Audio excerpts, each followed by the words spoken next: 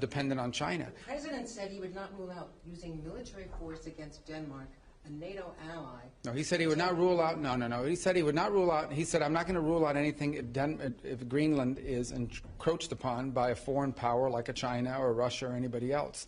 But it doesn't matter, because Greenlanders are going to make a decision. They're the ones that want to get away from Denmark. They're the ones that want to be independent. Not us. We didn't come up with that idea. They did. And if they make that decision, then the United States would stand ready, potentially, to step in and say, okay, we can create a partnership with you. We're not at that stage. But that's what the Vice President made clear last week in his visit there. His statement was very abundantly clear, that we will respect the self-determination of the people of Greenland. The people of Greenland. And they're the ones that want to leave Denmark. That wasn't our idea. All right. Well, second question here. Missy from Washington Post.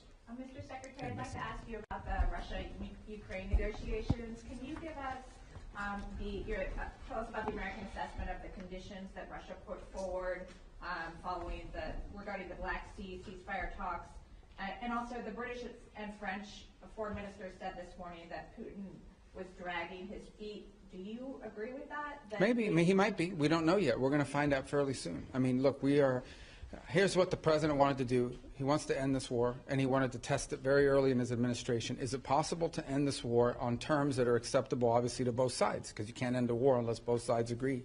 And that's what we're in the process of finding out. We will know soon enough, in a matter of weeks, not months, whether Russia is serious about peace or not. I hope they are. It would be good for the world if that war ended. But obviously, we have to test that proposition. So we're working through that process. We had a visitor, that Mr. Kirill was here this week. Had a chance to sit down with him. He met with others.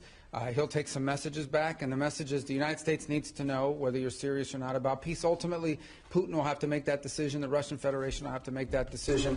I think the Ukrainians have shown a willingness to enter, for example, into a complete ceasefire to create space for negotiation.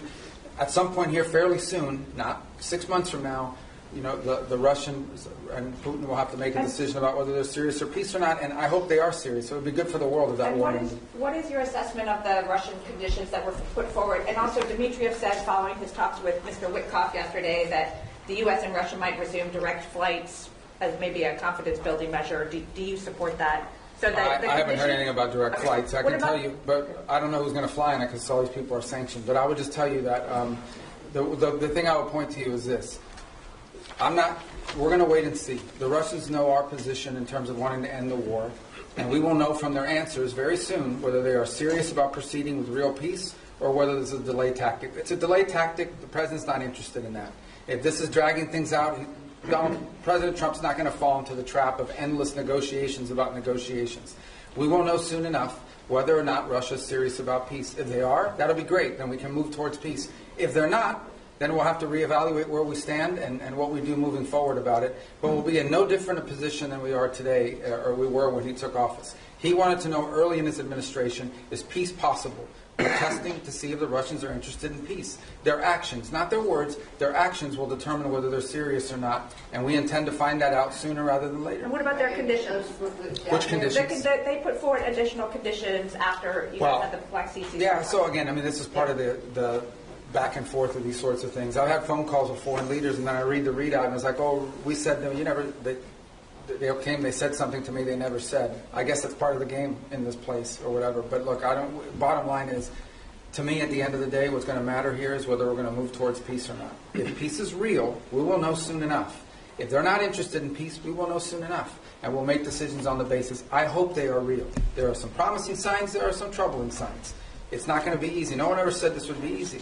But we're going to find out sooner rather than later. And let's just say I'm hopeful. I remain hopeful. I need to be hopeful that peace is possible and that the Russians are serious about peace. We want them to be serious about peace.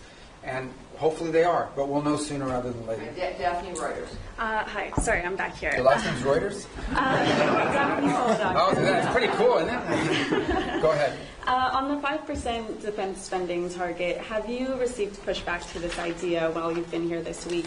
And you mentioned yesterday up to 5% was your language. What do you mean by up to 5%? Well, I said up to a path up, getting up to 5% at some point. I'm not saying overnight, but to get to that point. We think that's what NATO allies need to be spending for NATO to face the threats that it itself has identified and articulated. Here's the good news. The good news is everyone generally, with a couple exceptions, are spending more on defense today than they were 3, 4, 5 years ago. That's positive.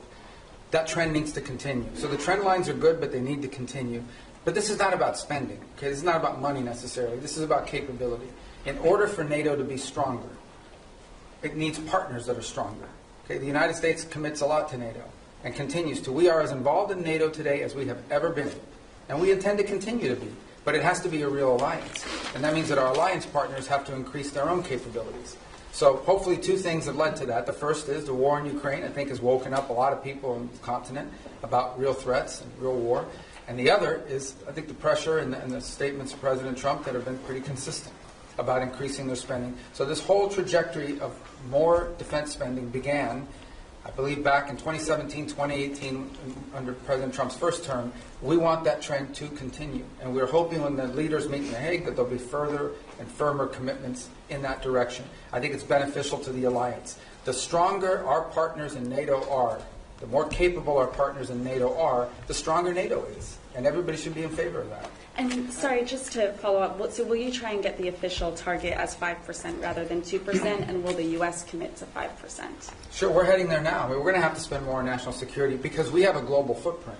And that's the point that I think has been made and missed in a lot of places. Okay, the United States has Indo-Pacific alliance obligations as well that we've made. We are currently involved in opening up the Red Sea so that global shipping for everyone, including our European partners, can become possible again. We're engaged in counter-drug and counter-gang interdictions in the Western Hemisphere. There's obviously all sorts of issues going on in different parts of the world, including we're concerned about a resurgence of terrorist cells, whether it's in Africa or in the Middle East. So the U.S. has these global obligations, and we have China that's undergoing the largest, most expansive peacetime military expansion in history. So we need to confront all of these things, and we're engaged in all of those things. So we're going to have to increase defense spending in our country. I think our commitment to NATO isn't just 3-something% spending of GDP. It's sustained over an extraordinary period of time, and that continues. So, look, I think our partners know they need to do more. They've all indicated they want to do more. They've begun to do more, and that trend needs to continue. Mr. Secretary, you mentioned that you met with Kirill Dmitriev as well. In order to stop them from dragging their feet and dragging this on, is there anything that you said, perhaps not threats, but is there anything that you said you wanted to see concretely from the Russian side in order to peace? We want to see peace. But specifics in terms of getting to this ceasefire first and then the negotiations later? I mean, peace means you stop shooting at each other. I mean, it's as simplistic as that. Now, obviously, look, there's all kinds of conditions for a final peace, and you have to work with both sides. And I've said from the beginning, the only way a war ends in a negotiated settlement. If it's not an unconditional surrender, then it is both sides make concessions. We're not going to prejudge what those concessions are because those concessions will depend on what Ukraine will accept and Russia will accept. But we have to make concrete steps towards peace. What we're not interested in, and I'm not accusing them of this, I'm just telling you what we're not interested in is negotiations about negotiations. That we're not going to continue this forever. So none of it was threatening. I think it was more an explanation of this is our timeline, and at some point it'll be clear whether you want peace or you don't want peace. And that time is coming. It's pretty short. At the same time, as you now have seen, members of Congress have begun to file bills to increase sanctions. So there is going to be growing pressure from Capitol Hill to impose sanctions that we're not going to be able to stop if, in fact, we're not making progress towards peace. All these factors have been explained in the nicest way possible. Hopefully he'll take that message back to Moscow, and it'll make clear that we need to begin to see real progress, or we'll have to conclude that they're not interested in peace. But let's hope they are, because I think it would be better for everyone. Are more talks planned? Well, we need to hear an answer to this. I mean, we're going to have talks as long as talks are about something. It can't be talks about talks. At the end, I think initially it was important to talk because we hadn't talked to them in a long time, but now we've reached the stage where we need to make progress. And if we're not making progress towards peace, then we have a set of factors that we have to take into account. But hopefully we are going to make progress towards peace. I remain optimistic that we can. It'll be hard, it'll be difficult, but I'm optimistic that we can. Mr. Secretary, the Myanmar earthquake, I mean, normally in these kind of events you would have up to 200 Americans with sniffer dogs, special equipment, experts in their field, saving lives on the ground. This has not happened because of the dismantling of U.S. Well, that and the fact that it's run by a military junta that doesn't like us. So it's hard for us to move around in that country. Related lies say these events are always non-political. They went into Syria, for example, in the Turkey-Syria earthquake. So they can accept. Well, we're not the government of the world. No, we'll provide humanitarian assistance, just like everybody else does, and we will do it the best we can. But we also have other needs we have to balance that against. We're not walking away from humanitarian assistance. But again, I go back, there's a lot of other rich countries in the world. They should all be pitching in. We're going to do our part. We already have people there. We'll have more people there. We'll help as much as we can. It's not the easiest place to work. Okay, they have a military junta that doesn't like us, doesn't necessarily allow us to operate in that country the way we wanted to. That would have impeded our response no matter what. That said, we are willing to continue to help in the humanitarian crisis. Other countries need to do so as well. China's a very rich country. India's a rich country. There are a lot of other countries in the world, and everyone should pitch in. I don't think it's fair to assume that the United States needs to continue to share the burden, 60, 70% of humanitarian aid around the world. We will be in the business of humanitarian aid, but we have other priorities as well that are national interest priorities of the United States, and we're going to align all those to be properly balanced.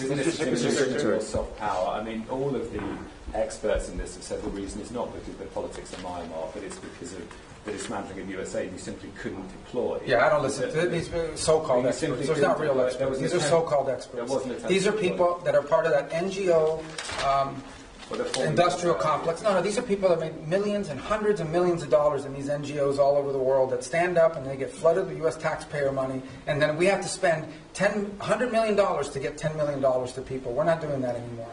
Okay, we have stopped. We are no longer going to spend $100 million to get $10 million to recipients. We're not going to fund these global NGOs all over the world that are living off of this. We're not doing it. We are prepared to help and work with governments and appropriate NGOs on the ground that are delivering assistance. We will be there and we will be helpful. There are a lot of other rich countries. They should also pitch in and help. And some of them are and some of them are not. But we are going to do our part. We're going to continue to do our part. But it's going to be balanced with all of the other interests we have as a country. We are not a nation. We are the richest country in the world, but our resources are not unlimited. They are not unlimited. And we have a massive national debt, and we have many other priorities as well, and it's time to recalibrate all of that. So we'll be there, we'll be helpful as much as we can. We've got other things we have to take care of as well, but we care deeply about what's happened there. So we should have a more cooperative government. Mr. Secretary, the Middle East was part of your discussion here in NATO, especially that did you find support from members toward your policy, our airstrikes and Houthis, and your maximum pressure policy toward Iran? Yeah, I mean, on the Houthis, everybody wants to get their ships through the Red Sea. We're the only ones doing anything about it, but everyone wants to, get their ships through there. As I said, we've done the world a great favor by taking on this band of criminals who have, unfortunately, sophisticated weaponry that they can use to, they attacked, 150, 160 merchant vessels. 174 times they've attacked the United States Navy. So I think the world should be grateful to the United States for being involved in this and doing this. Everyone thanks us for it. I understand these nations have limited capabilities, despite being very rich countries. Nobody else can project power there and do this. But that said, we think that mission is going to bear fruit, and it's necessary. We can't have a band of criminals controlling that. In the case of Iran, I don't know of any country in the world that's excited about Iran ever having a nuclear weapons capability. Some are more forceful about it than others. We've had talks about that. As you know, the president would like to figure out what's going to happen there. But he's also made it clear that there's not going to be a nuclear-armed Iran. That's not going to happen under his watch. Mr. Secretary, what's your message to foreign citizens who may be afraid to come to the United States because they're concerned about potentially being detained over some minor administrative error, because they might have something on their phone like criticism of the president or of the Israel-Gaza conflict, and they don't want to come into the United States now? No, first of all, those people that have their phones looked at and so forth, and I'll refer you to CBP to go through their processes. But generally, it's people that have been flagged coming in for a reason. I would say that if you're not coming to the United States to join a Hamas protest or to come here and tell us about how right Hamas is, or to tell us about, stir up conflict on our campuses and create riots in our street and vandalize our universities, then you have nothing to worry about. But thousands and thousands of people come into the U.S. every single day to conduct business, to travel, to do all sorts, to visit relatives. It happens every day. It's very commonplace, and nobody has a problem.